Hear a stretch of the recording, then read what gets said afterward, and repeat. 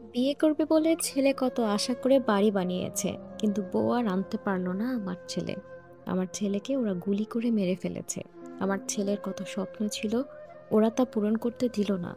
ও বিয়ে করবে বলে কত আশা করে বাড়ি বানিয়েছে, কিন্তু বিয়ে করে বউকে আর আনতে পারলো না ঘরে। অনেক মেয়ে দেখেছি, আমার বাবাকে ধুমধাম করে বিয়ে দিব, সে আশা আর পূরণ হলো না।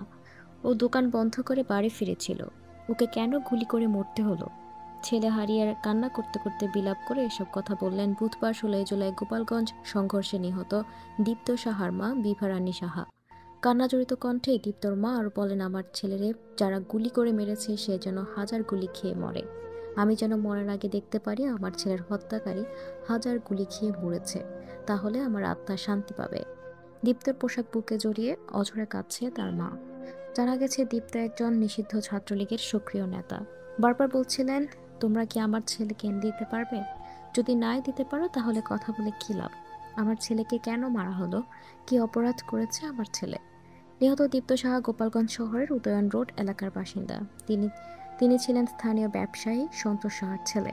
দীপ্তর ভাই সঞ্জয় সাহা বলেন, আমরা দুই ভাই একসঙ্গে পোশাকের ব্যবসা করি। প্রতিদিনের মতো ভাই দোকানে গিয়েছিলেন, কিন্তু শহরের পরিস্থিতি খারাপ দেখে দোকান বন্ধ করে পাশে দাঁড়িয়েছিলেন। পরে আইন শৃঙ্খলা রক্ষাকারী বাহিনীর তাড়া খেয়ে পাশের একটি জায়গায় আশ্রয় নিতে গেলে গোপালগঞ্জ সরকারি কলেজ মসজিদের সামনে গুলিবিদ্ধ হন তিনি। গুলি পেটের ডান পাশ দিয়ে ঢুকে বাঁ পাশ দিয়ে বেরিয়ে যায়। আমাকে রমেশ নামের একজন ফোন দিয়ে জানালে আমি হাসপাতালে গিয়ে দেখি ভাইকে অপারেশন থিয়েটারে নিচ্ছে।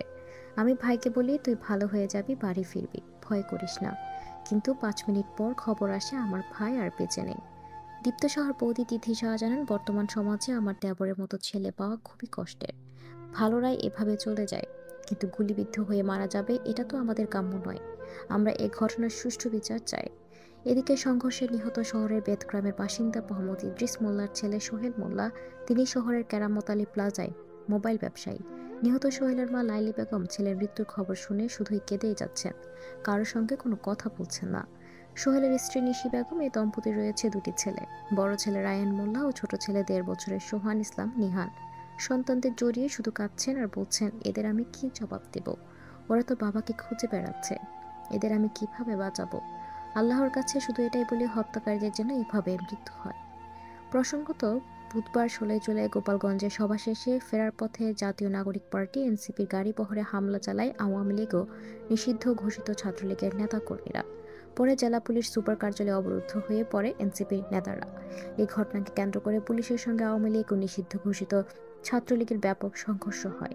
এই সংঘর্ষে এতে নিহত হয় 4 জন, সেখানে এরা ছিলেন।